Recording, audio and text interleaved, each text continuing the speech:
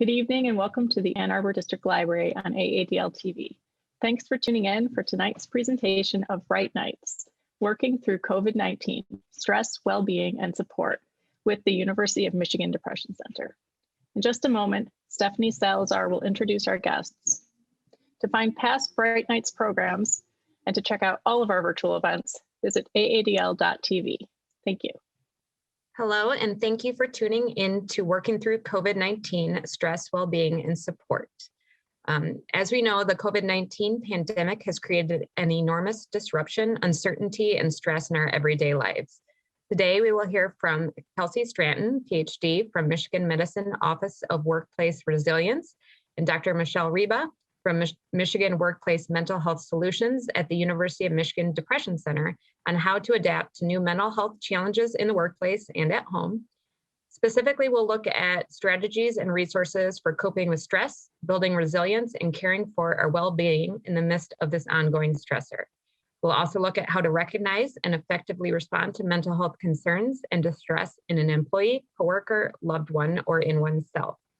So today we're going to start with Dr. Stratton, and then Dr. Riba, and then we've collected some community questions, which I will ask at the end. So thank you both for being here today. Well, it's wonderful to be speaking with everyone today. And I'm going to start by giving a bit of an overview around some of the common challenges and concerns that have come up over the past year, and specifically ways in which the COVID-19 pandemic has impacted our psychological needs and mental health. And the intent is to create a little bit of space for self-reflection, to be able to understand, how has this time impacted your own mental health? How do you recognize distress in yourself, perhaps the people around you, and how to better connect to resources and support. I'll be focusing a little bit more on the individual factors, and then Dr. Riba will follow up with some considerations for the workplace. So to start, I wanted to take some time just to acknowledge some of the common themes and stressors. That there's a term from disaster response literature called a stress signature, or sometimes a trauma signature, which refers to some of the unique characteristics of any kind of stressful event. So for example, if it is a natural disaster versus a terrorist attack versus a pandemic, there can be some themes that emerge that really reflect what people need, how they're experiencing that event, and then how do we deploy the right kind of resources. And so some common concerns that I have certainly heard over the past year, one is about uncertainty and change, that this has been a year where very little feels predictable, and that can result in a lot of anxiety and frustration about what to expect in the future. There has been a lot of information overload as news or shifting guidance. How do we keep up with all of that, sift through the most vital information? And it can feel sometimes quite overwhelming. There are blurred boundaries between work and personal life. For the first time, many people are working from home while also juggling the many demands of personal life. So whether that's caregiving duties or perhaps having children at home, virtual schooling, that these overlapping parts of our lives can create huge demand and a lot of exhaustion due to multitasking. There has also been a unique concern around resources and scarcity. And so this has come up in terms of concerns about personal protective equipment, for example, or groceries or vaccines. I think underlying it is a concern that there won't be enough for everyone, or on a more personal level, maybe there won't be enough for me, which again can create a lot of anxiety. This has been a time of physical distance and isolation, and the difficulty of connecting with our social support systems in the same way, or the ways that we're used to, which is a really big challenge because in times of stress, we need other people. We make sense of the world with other people, and we really rely on the quality of those support networks. So it can result in lots of feelings of sadness or isolation. There has been incredible grief and loss this year. Many people are grieving the loss of loved ones, lost lives, perhaps colleagues, family members, neighbors, and the deep sadness that goes along with that. For others, there may be losses in different ways. So for example, the losses of routine or normalcy, or the sense of the way things were before the pandemic. Many people having to cancel or postpone celebrations, vacations, personal milestones. And again, that's all experienced as a loss. And then there's the theme about inequity and injustice. And we know from research that our communities that are currently experiencing discrimination and marginalization, so for example, our Black and Hispanic or Latino communities are experiencing higher rates of illness, hospitalization, and death due to the virus. And I also think with the broader context of racism and the trauma of racist policies and practices and how that impacts mental health. So with all of this, how do we notice distress? How does that show up in our lives, in the people around us? And I wanted to share one framework for this called the stress continuum model. And this is something that comes from helping professions. So it was first developed for military, healthcare workers, first responders, as a way of thinking about how stress impacts individuals in a kind of an occupational setting. But it certainly applies to all of us because we all have mental health, and we can think about our mental health as existing along a continuum. And actually, a continuum model can be very helpful for destigmatizing mental health by allowing people to kind of see themselves at different points along a continuum and then reaching out for resources along the way. And so in a time of stress, people have very different reactions to that stressful event. Some people may feel very little stress, others may feel quite a bit of distress. It also depends on our own personal experiences, social supports, coping mechanisms, early life experiences. So there are many factors that are involved with how any individual might experience a stressful situation. You can also expect that your experience may change over time, and that's okay. And so just acknowledging the way that different people experience stress. And what I like about this model is that it offers another tool for reflection. So you might think for yourself, where am I along this continuum today? How am I doing? What kinds of resources and supports do I need? So in a place of kind of thriving or surviving, where we're feeling some effects of stress, but it feels fairly manageable, you might be using your coping skills, your social supports. But if you're noticing, more struggling, maybe even crisis mode, that might be an indication of really seeking professional mental health or medical care or time away. So again, using this as a reflection tool. And it's important that, what you're experiencing matters. And it's likely that other people are experiencing similar kinds of emotions or behaviors in the result of a stressful event, and that there are resources and people to help you. For many people, we also notice physically, right, how stress impacts us. And sometimes that's the earliest sign. And our bodies, our brains are set up to detect threat in the environment. And in the case of a longer term stressor like a pandemic, that alarm system is continually going off. And it activates our sympathetic stress response, which is really about how we feel perhaps tension in our bodies, that fight, flight, freeze response. For others, it might feel really disconnected or exhausted or fatigued. And so again, noticing in your own body, where do you experience that stress? And what does that tell you about how you're doing on any given day or in any given moment? While that system is automatic, and we also have a counterbalancing system, our parasympathetic nervous system, that's automatic. We do have some control over aspects of that, which is in our breathing and our muscle tension. And so sometimes engaging in practices like deep breathing, muscle relaxation can help jumpstart that parasympathetic response and provide just a little bit more calm and peace so that we can move forward, have some energy, attention freed up to do what we need to do next to be most effective in our coping. Yeah. So with all that, right, all these stresses that are in the environment and around us, how do we make space for well-being? It can be very difficult sometimes. And so thinking about what is possible and how do we take time to pause, to acknowledge, and to notice how we're doing.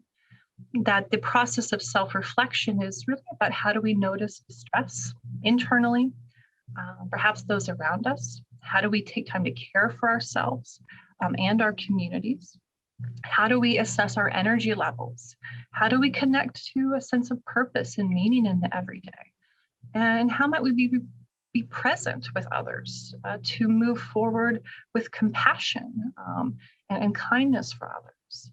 And this process of reflection can be just moments, right, where we stop, check in.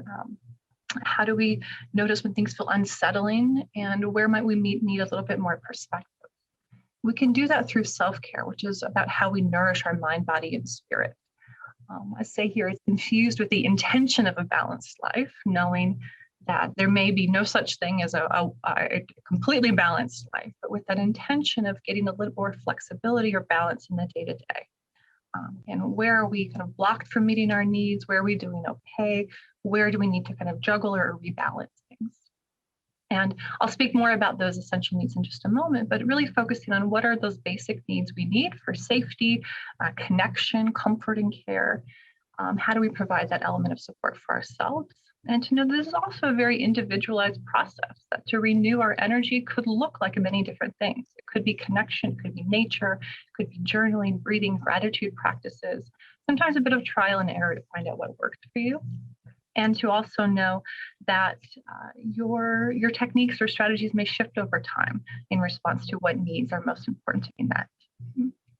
So I'll speak more about what I mean by those essential needs, which refers to some core psychological needs that in times of stress can sometimes be blocked or interrupted.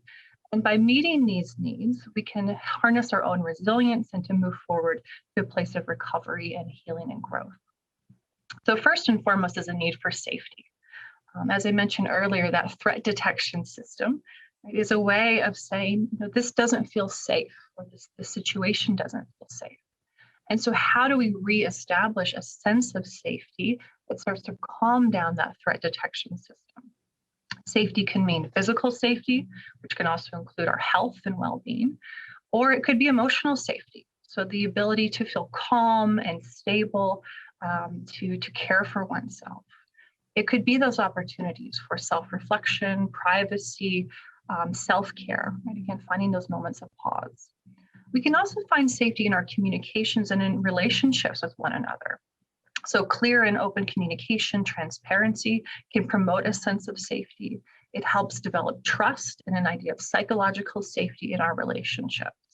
So if you're finding that you are feeling unsafe or really wanting to kind of lower that alarm system, I think about how do I get closer to feeling safer? And again, there may not be 100% safety 100% of the time, but what are some things that help reestablish a sense of calm and safety in your day-to-day life? Also, as mentioned earlier, this has been a time of great unpredictability and change, which can be very unsettling. And so how to reestablish a sense of predictability and control. And that can happen through routines and schedules.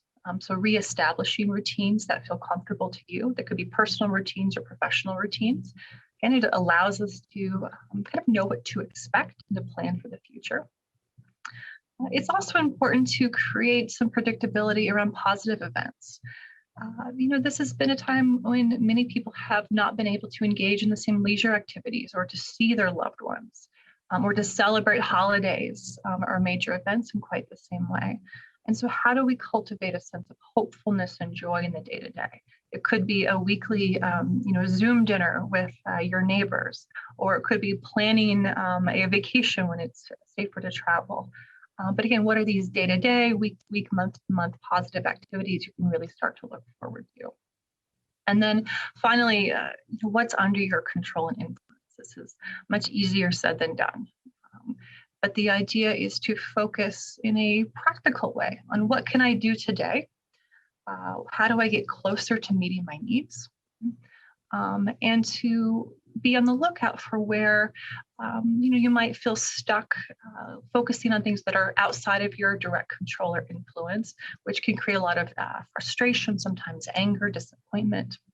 And so trying to refocus again our energy and attention on where it matters most, where we have that influence, which is often over our own behaviors, our own thoughts and emotional processes. There is a need for meaning and purpose. And in times of difficulty, sometimes finding that meaning, that narrative, that story about the event can also be a way of growing, learning, developing wisdom through the experience. There's been quite a bit of research on resilience processes, how people recover and heal from difficult events. And it's often when people are able to see that challenge as an opportunity for growth or for learning, as opposed to simply a threat, that helps boost natural resilience and recovery. And so you can tap into that by thinking about, your own purpose, your values, your strengths, connecting to a spiritual community, helping others. Again, what gives your life meaning and how do you connect to that in times of difficulty? There's also an aspect to this around our own identities and roles. And, as roles have shifted or demands have shifted over the past year, there can often be these shifts in what we used to do or how we used to do it. So parts of your identity that you might be missing. So perhaps hobbies or interests that you're not able to engage in quite the same way. Or there might be new identities and roles, again, personally or professionally. And so how do you reconnect to those parts you might be missing, but also to connect to those new identities, to really embrace these new roles and the change, which can help with this sense of meaning and purpose. Yeah. And then the final need I'll share is about connection. And this is such a hugely important one that we know from decades and decades of research on stress and trauma, that it's social supports and a community that really provides a wonderful resource. And I'm sharing here a quote by Neil Greenberg. He's an academic psychiatrist, an expert in mental health, particularly in occupational mental health. And he says, there's good evidence that social support can be helpful in aiding post-incident recovery. In simple terms, resilience often lies between individuals rather than within individuals. And what he's trying to get at here is about the impact and the power of community, that through relationship with one another, we can gain perspective, we get support, encouragement. It allows us to access our own internal coping skills and strengths in a different way. And it is such an important piece of the recovery and healing process. And so to be very intentional and committed to check in with others. It's really the quality of social support, not the quantity. So having just one person can be enough. How do we practice compassion, curiosity toward others? Also extend that same compassion and curiosity for ourselves. And seeking opportunities for positive connections as well, kind of a playfulness, a lightness. We need that as a way to replenish our energy and our coping skills so that we can move forward and meet the next challenges. So as I finish up here, I wanted to just share one resource for you. We'll share some additional resources at the end. But as I've been talking about self-reflection and how do we notice distress, I wanted to share with you the Michigan Medicine Depression Center Toolkit, which has some self-assessment tools. So these are offered at no cost. You can complete them from the privacy of your own home online. And it's just a starting point. So if you're curious or concerned about how your own mental health might be doing, that these are some tools to check in. You can provide additional resource information, and again, some resource for professional assessment. These are not medical guidance or assessment, but just a starting point to help you notice distress. So I'll finish up here and I'll turn it over to Dr. Riba. Thank you. Well, thanks so much for the opportunity to speak with you. It's a great honor to be on a panel with Dr. Stratton. I'd like to thank Stephanie Salazar for organizing this event, and to the team at the Ann Arbor District Library, who we've had a partnership with for several years now. And it's a great honor to be working with you all today. So following Dr. Stratton's wonderful presentation, we'll be speaking more about workplace mental health. Okay. In addition to my full-time job at the University of Michigan, I also receive royalties from a number of publishing companies, and we'll mention a book at the end of the presentation that we published. Many of us have suffered depression and anxiety symptoms during this past year, and the Census Bureau and other research shows that many of us have had a tripling of depression nationally since this began a year ago. And these rates reflect not just the pandemic, but also racial and political unrest as well. Most of us will be resilient and return to our good health. But there are vulnerable sectors of the population who are more vulnerable to psychosocial effects of pandemics and other traumas. It's important to note that depression globally is the leading cause of mental and physical disability, yet many workplaces are underprepared or unprepared to support employee mental health and to allow them to thrive. So, given that so many of us work, we believe that the workplace is an ideal place for outreach, initial prevention, and treatment to begin for mental health. So what does that really mean? Well, there are two major areas that workplaces can address. One is to address everyone's mental wellness and to foster a mentally healthy workplace culture. The other is to develop a recognize and respond system so that we all can understand the signs of mental health in ourselves and in other employees, colleagues, and in family members. So what does that really mean? Well, it's important for leaders to lead with compassion and empathy towards employees and coworkers and managers.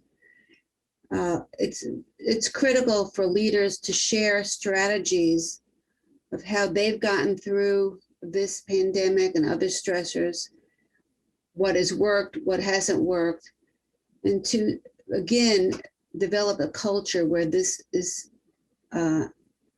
able to be discussed and communicated, and to acknowledge the impact of mental health at work. It's important for leaders and managers to check in with their employees, to know what's going on, what's changed, to be available, to listen for workers and their needs. Even relatively small acts of support can be incredibly helpful.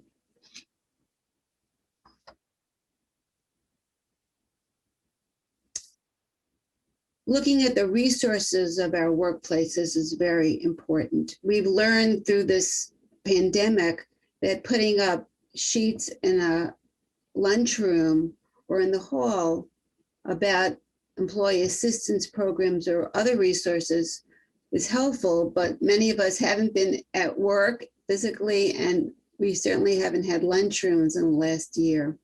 So we have to look at this again and make sure that our resources are available and are reflecting the current needs of our workforce. In terms of technology, we recognize that many people do not have high-grade technical support or can't avail themselves of this. And so we've learned that through COVID, the availability of the COVID vaccine, that not everybody has a computer or a smartphone. And so we have to look at that, engage how we can reach everyone, and making sure that everything's up to date and useful.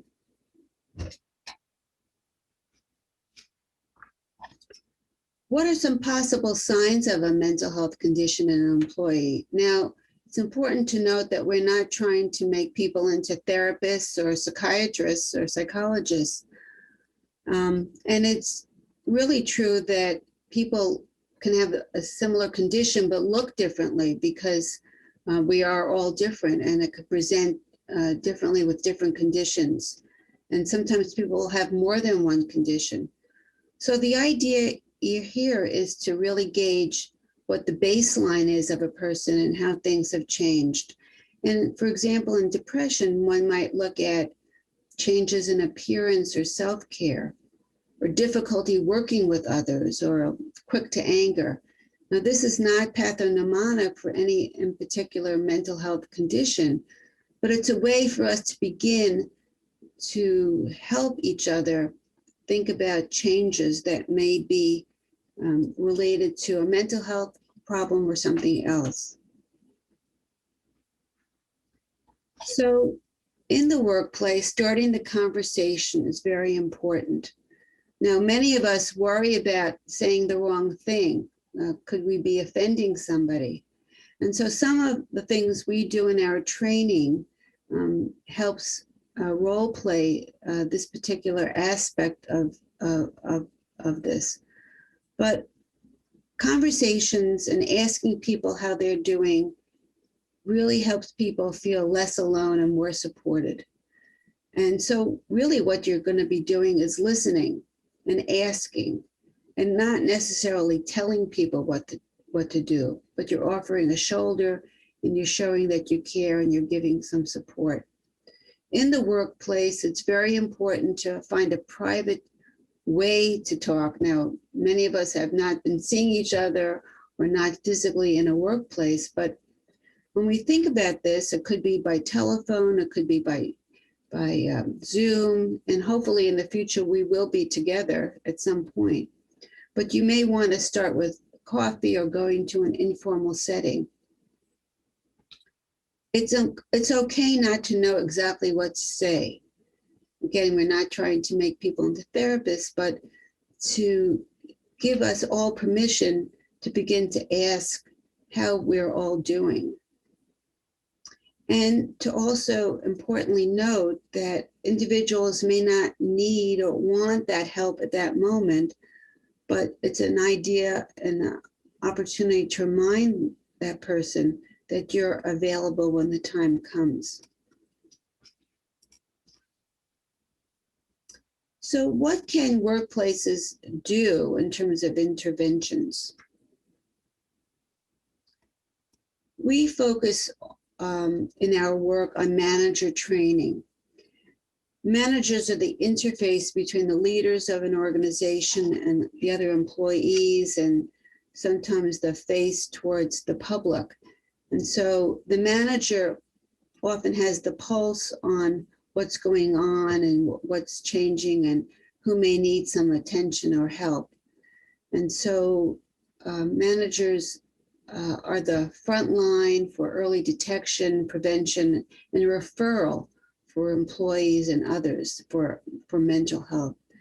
They also have their pulse on leadership and cultural aspects of mental health strategies at the workplace. So they need to be on board from the very beginning, and that's why it's so important to offer manager mental health training and getting them on board early. Managers have great tools at their disposal often and can understand the resources at the workplace and can flex time and can help implement changes for staff so that employees can maybe take some time off, be flexible about their time, and then help employees return back to work on a flex schedule. And I think, as Dr. Stratton mentioned, research shows that this definitely helps.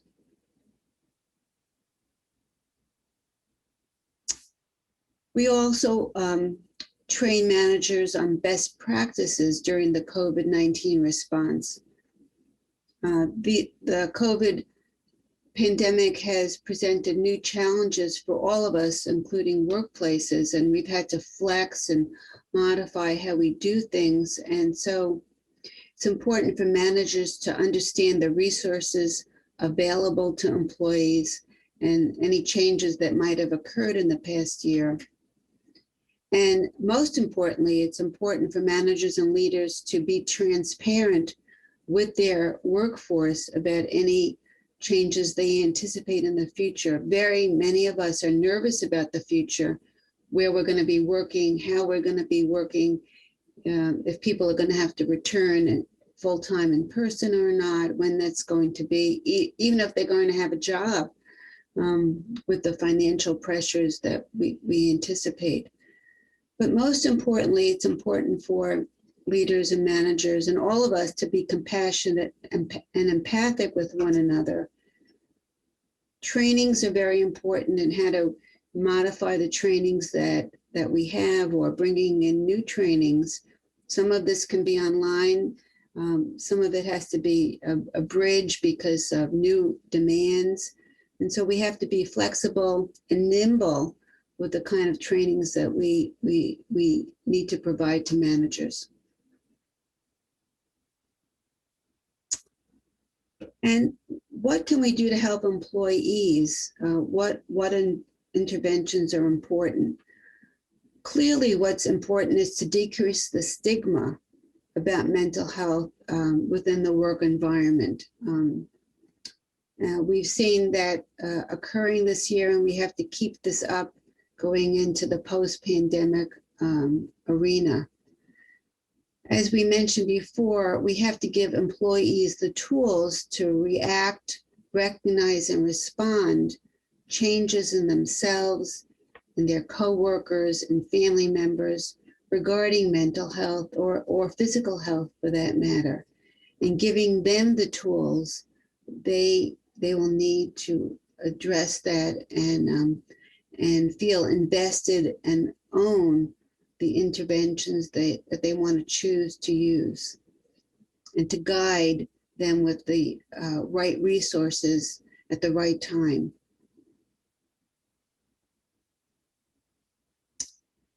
Many employees may struggle with their mental health, and so even before the pandemic, many of us had mental health issues. Maybe it wasn't talked about as much, but we want to make sure that employees don't have to struggle with their mental health in the future.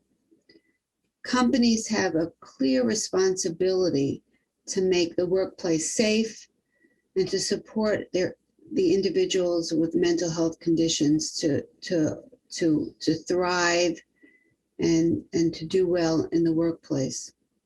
And it's important for all of us to review and understand the mental health resources that are available and how to access them, and to help others access them as well. A conversation can make the world of difference in helping someone feel less alone and more supported. The words that one uses, the place that one has this discussion are important. So one has to sort of rehearse and think about this if you have the time to do it, and to stick with that person and trying to get them to the right resources and help.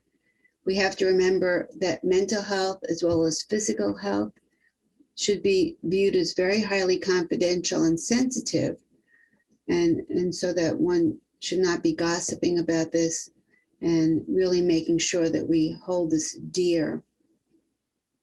And it's important to reduce stigma around all types of conditions. And so we reduce the fear and shame about talking about this, so that we open up the doors for people to get the care that they need. Dr. Stratton mentioned the Depression Center Toolkit on the right. Again, these are free tools to you. You can access this online in the comfort of your home or wherever you choose to look at this. On the Depression Center Toolkit, we have self-assessment guides so that you can look at how to self-assess for anxiety, depression, and other mental health conditions. And it gives you, it was developed by experts as well as patients. So it gives you information on best strategies for coping, for treating, and it also gives guides for families. On the left, it's a free tool guide that the University of Michigan Department of Psychiatry put together for COVID-related mental health resources. And again, we've gotten experts to weigh in, and it also addresses mental health for all age groups, including young children, adolescents, the elderly, and talks about a number of conditions and best practices. And it gives you resources in terms of articles and and other publications if you so desire. Other COVID-19 resources are also out there that are, and we've curated them for you. On top is one from the American Psychiatric Association Foundation for the Center for Workplace Mental Health. It's a guide during the COVID-19 pandemic, and there are some specific areas about mental health and working from home, which are very useful. Number two is a joint effort between Blue Cross Blue Shield and the Detroit Regional Chamber, giving workplaces education and resources and guides that they could use in fostering an improved culture for workplace regarding mental health. And number three is a guide that the Detroit Regional Chamber put together on COVID-19 Business Restart Center from the COVID-19 Business Restart Center. So you have a lot of guides there. There are many more, but we reviewed these for you, and I think these will provide you with really very useful and helpful information. As I mentioned before, we put a book together called Mental Health in the Workplace, and I give this just as an example. And on the left-hand side are examples of the chapters in the book. So if you are interested in any more particular issues regarding how to set up or strengthen a workplace mental health program, there are lots of really good information out there, and we'd be glad to help guide you with this. If you would like a consultation or to talk more about this, we have a team at our Michigan Workplace Mental Health Solutions, and Laura O'Brien is a wonderful member of our team, and you can feel free to contact her to talk about your particular company and needs in your workplace. So with that, I'd like to thank you for your kind attention, and we'd be glad to have a discussion and talk about some specific questions you might have. Thank you very much. Thank you, Dr. Riba and Dr. Stratton. We were able to solicit some community questions. So if you are okay with it, I will ask some of the questions from our community members, and either one of you feel free to answer. The first question we have is, what would you tell someone who is at their mental breaking point but is unable to lessen their load personally and professionally?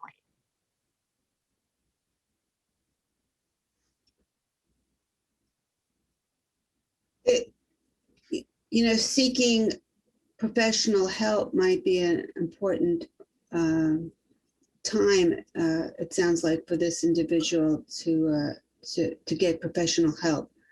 I'm not sure from the question if they've already spoken to family members, friends about this and seeking advice, but certainly reaching out to their primary care clinician or a mental health professional, either through an employee assistance program or in the community,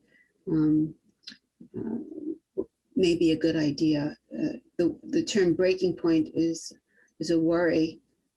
Certainly we have emergency services that are available for those who are suicidal or at risk for self-harm. There are 800 numbers that are available. Hotline services are available, and I don't know if we can put these telephone numbers on at the end of this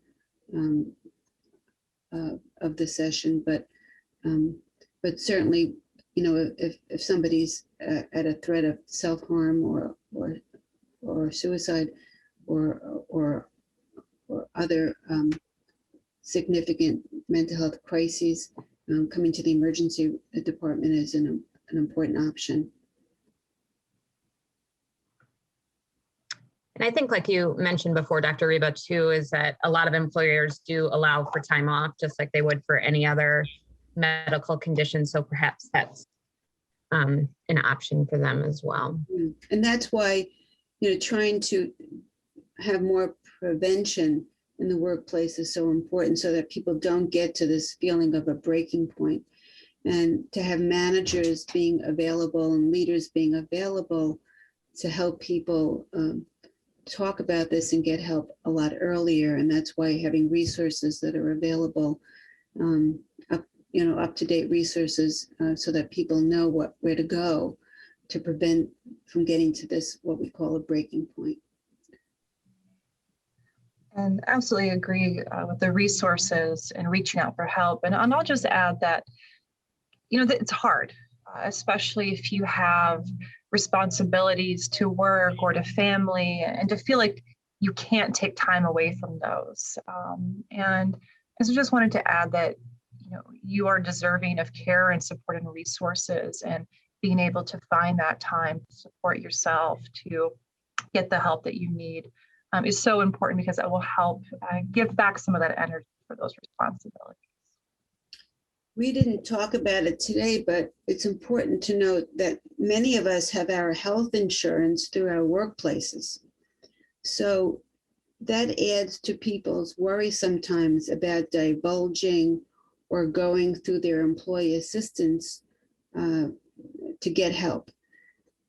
The important thing to recognize is that there are excellent anti-discrimination laws in this country that make sure that employers cannot discriminate against people with mental health or other physical conditions. And so, that's very important information. And usually we have all this information listed in employee benefits. And so, people should not feel worried about that.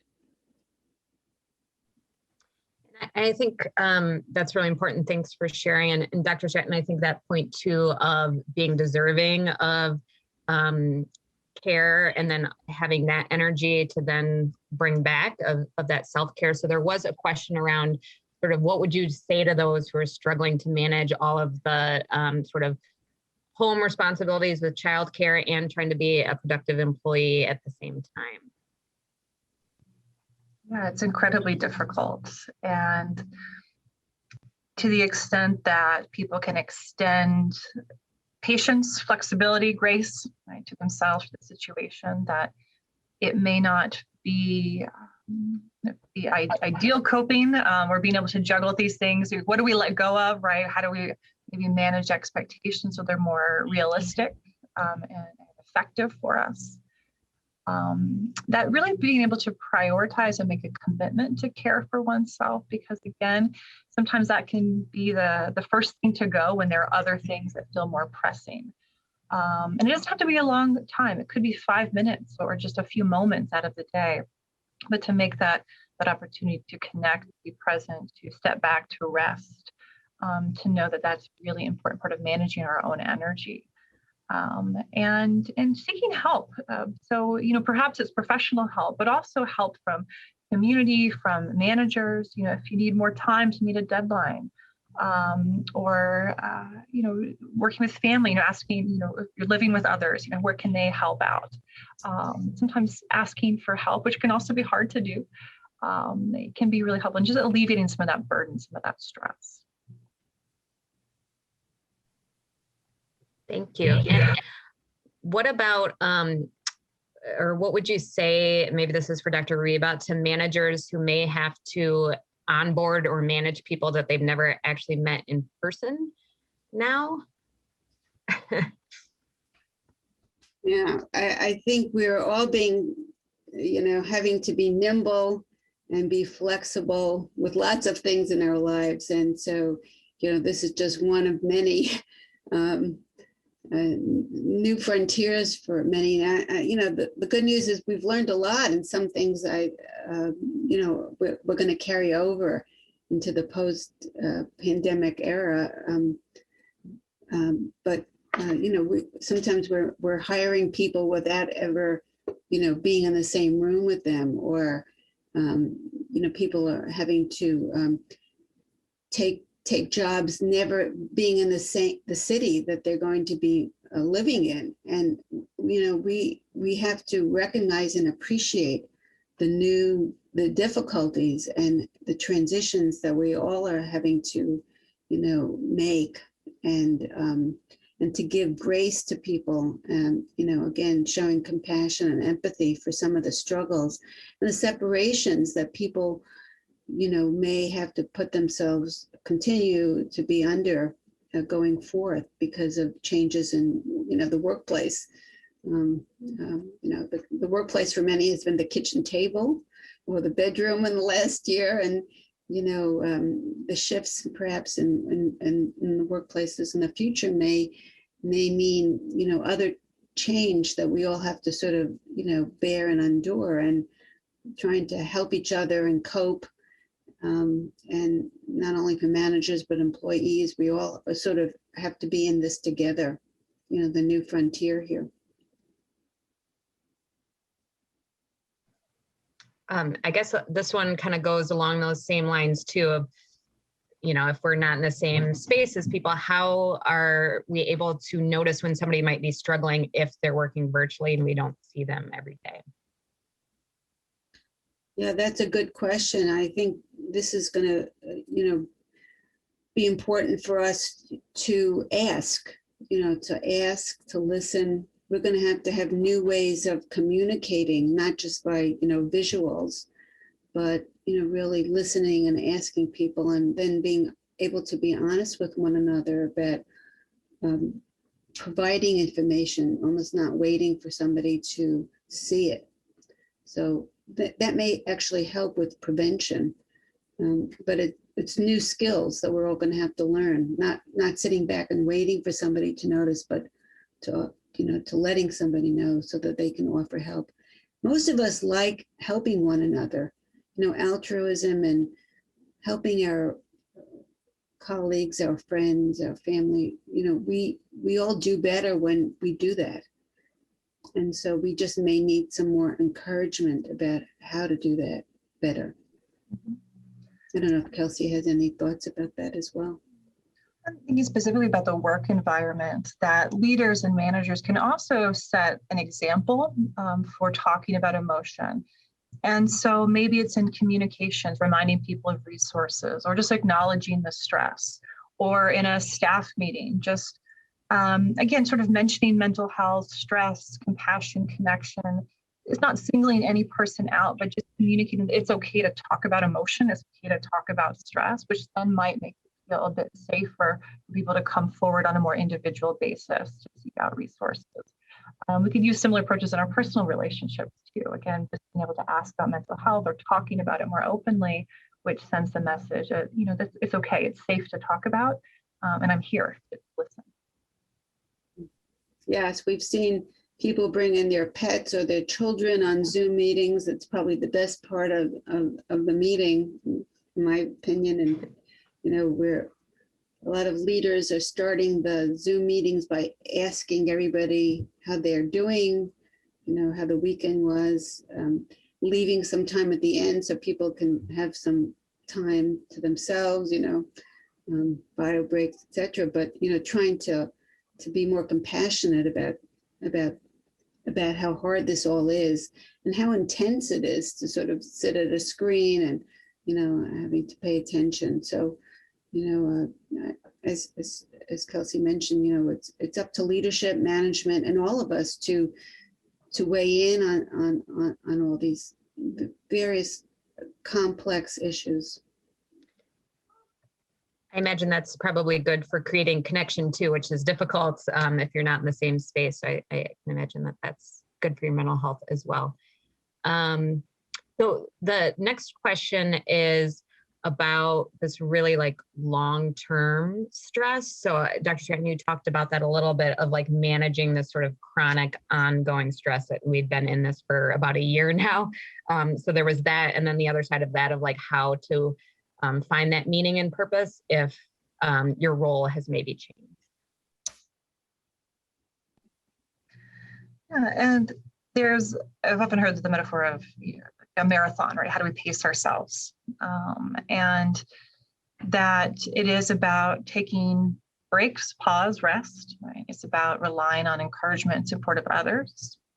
It's about noticing, our own energy levels and reserves, knowing that sometimes they're going to be harder, sometimes might be a little bit easier, right? And so how do we notice those waves or those changes in energy or demands? That even through long-term crisis and stress, we still have support and resources available. We can continue to use those coping skills, but they might need refreshers every now and again. And I've often heard this phrase of kind of the crisis fatigue, or sometimes like the resilience fatigue. It feels exhausting to have to keep coping with stress at such a high level. And sometimes that can be a kind of a clue to see how are those coping skills working. Might you try something else because it's not meeting that need, that underlying need that feels really stressful and demanding in that moment. And so it is a bit of trial and error. But also prioritizing, for yourself to take good care of yourself, so you can be there for your community, your loved ones, your colleagues, and extending that compassion to yourself and to others. And there'll be probably large groups of people who have suffered enormous loss during this time, who didn't go through the proper bereavement, and I mean proper, mean religious or social ways that we comfort one another wasn't possible. And so we're going to have to go back, backtrack a bit for many people and help them work through that before they can get to the other side and start rebuilding. And so we're going to have to, really pay attention. And it may be not just individually, but groups. We may be able to help people in different and new ways. And the workplace may be a really good place to sort of try to make some of those assessments, because people are eager to go back to work, physically and connect and have their usual routines. And so, there may be good ideas that come from how to help people who've suffered alone, or not the usual proper ways, and help them do that. And that's going to be important for all of us. Thank you. So we have one last question here. It is, what is Michigan Medicine's plan to help patients struggling with anxiety to build resiliency? Is there a suggested reading and plans for an online patient conference to teach patients the nuts and bolts of how we train ourselves to build resilience? I don't know if you can answer that. Well, I can tell you we're going to have a workplace conference on that, to help workplaces think about that and, enact programs in the workplace to help employees with anxiety. But, I hadn't really thought about that, but that's an interesting idea, and maybe an important one. I think programs like this here at the library go towards that, hearing what the community thinks and wants, and maybe we can think about putting on some programs regarding anxiety, in the future, and partnering with community groups like the Ann Arbor District Library, for example. I'll just mention that some of the resources we shared from the Department of Psychiatry and the Depression Center do have resources about anxiety, depression, other concerns, including some webinars and some trainings that are there as resources that people can visit and use on their own time. But yes, I think about the community resilience. How do we really support our whole community as we go through this really difficult time and be able to promote recovery and healing? So it's a great idea. And it's important to note that we all can have depression and anxiety in terms of symptoms, but it may not necessarily rise to the level of a disorder or a condition that really needs to be seen in a medical facility. Yet I think that questioner is asking, what kind of tools. So online tools like the Depression Center Toolkit, the the Department of Psychiatry, and some of the other ones we put up there. And we may think about some other ways to reach out as well, and would welcome the community to reach out and let us know. Well, thank you. That was all the questions we had. I think it's good to end on here the resources that we have and try and build that resiliency. So I really appreciate both of your time today in this making this community event happen. Thank you so much. Thank you. Thank you.